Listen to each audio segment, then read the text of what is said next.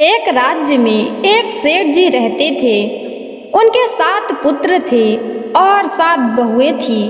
उन 7 बहुओं में से 6 बहुओं का मायका था, लेकिन 7वीं बहू का मायका नहीं था।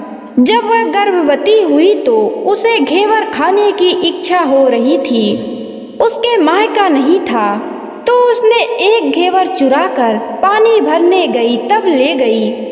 वहां जाकर पेड़ के नीचे घेवर रख दिया और सोचा कि पानी भरकर आराम से घेवर खा लूंगी। जब वह पानी भरकर घेवर लेने गई तो वहां घेवर नहीं मिला। उस पेड़ के पास एक बिल थी, उसमें एक नागिन रहती थी। वह नागिन भी उस समय गर्भवती थी। घेवर को देखकर नागिन की इच्छा उसे खाने की हुई और उसने घेवर खा लिया। उस नागिन ने सोचा कि यदि साहूकार की बहू मुझे गाली देगी तो मैं उसे डस लूंगी, और यदि कुछ नहीं कहेगी तो इस बिन मायके के इसे मायका दिखा दूंगी। साहूकार के पुत्र की बहू ने कहा कि शायद कोई मेरी जैसी ही होगी जिसने यह घेवर खा लिया। ऐसा सुनकर नागिन बहुत खुश हुई और उसने अपने पुत्रों से कहा कि तुम इंसान के रूप में बनकर जाओ और साहूकार के बेटे की बहू को ले आओ। नागिन के बच्चे इंसान का रूप बनाकर साहूकार के घर चले गए। वहां जाकर उन्होंने कहा कि हम हमारी बहन को लेने के लिए आए हैं। तब सास ने कहा कि पहले तो कभी नहीं आए, इतने दिन कहाँ थे? तब उन्होंने कहा कि जब हमारी बहन का जन्म हुआ तब हम नानी के घर थे और शादी हुई तब हम परदेश कमाने के लिए गए थे। उन लड़कों ने बहुत सारे कपड़े, गहने और मिठाइयाँ बहन के सास और जेठानियों के लिए ले गए थे। सास अत्यंत खुशी थी और जेठानियाँ उसे देखकर जल कुड़ रही थी। सास ने बहू को उनके साथ में भेज दिया। बिल के पास जाकर उन्होंने कहा, बहन हम नाग हैं। उस दिन जब तुमने पेड़ के नीचे घेवर रखा था तब तुम्हारा घेवर हमारी माँ ने ही खाया था। उन्होंने तुम्हें अपनी बेटी माना है, इस नाते से तुम हमारी बहन हुई। बहन अब तुम हमारी पूंछ को पकड़ लो और डरना मत। उनके कहने पर वह पूंछ पकड़कर बिल में चली गई। वहाँ पर उन्होंने उसे बहुत लाड प्यार और सुख से रखा। वहीं पर उसने एक लड़के को जन्म दिया। जब उसका लड़का थोड़ा बड़ा हुआ तब की बात है, पड़ोसन ने साहूकार के बेटे की बहू को सिखा दिया, अगर तू तेरी माँ की इतनी ही लाडली है तो तू तेरी माँ से कहना कि आज तो नागों को दूध में ही पिलाऊंगी। पड़ोसन का ताना उसे सहन नहीं हुआ। वह माँ से जिद करके नागों का दूध ठंड करने लगी। अभी तक दूध ठंड नहीं हुआ था, उससे पहले ही उसके बेटे ने घंटी बजा दी। घंटी की आवाज़ सुनकर छोटे बड़े सारे नाग दूध पीने के लिए दौड़ पड़े। जब उन्होंने दूध में मुंह लगाया तो बहुतों का मुंह जल गया। तब नाग क्रोधित होकर बोलने लगे कि हम बहन को काटेंगे। उसकी माँ ने उन्हें समझाते हुए कहा कि इसे मत काटो, यह तुम्हें आशीर्वाद देगी। तब साहूकार के बेटे की बहू ने कहा, जियो मारा नाग नागनी, जियो मारा खंड्या, अड्या वीर वीर उठावे, देख नीरो चीर, चीर तो फट जाओ पड़ वीर जीता रेवे।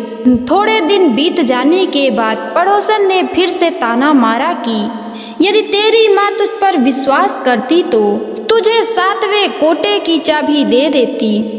उसने माँ से जिद करके चाबी ले ली और जब ताला खोला तो अंदर झूले में बाबा नाग झूल रहे थे। उसने बाबा नाग से कहा, सत सिया राम बाबा। उन्होंने कहा कि तूने सत सिया राम कर लिया, वरना मैं तुझे डस लेता।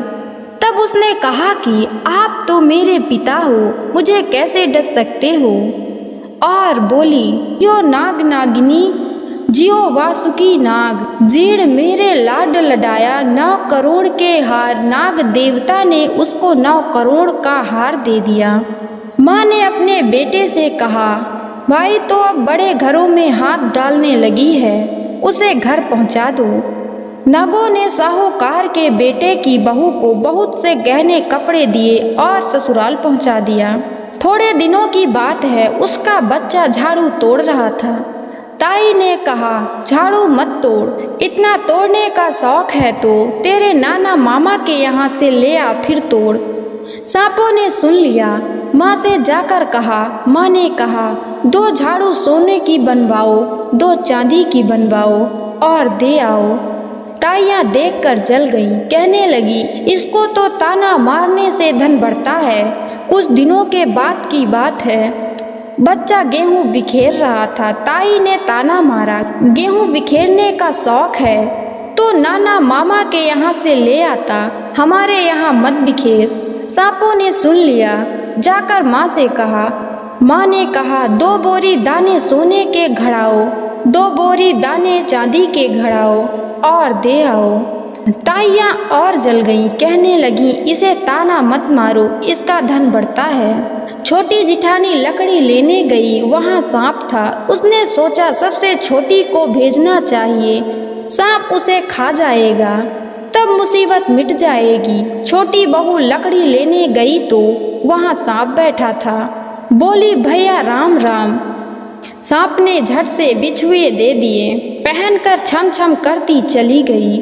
जिठानियाँ देखकर जल गईं। 2-4 दिन बाद पान की गड्डियों में एक सांप दिखा तो बड़ी जिठानी ने सबसे छोटी को पान लेने भेजा।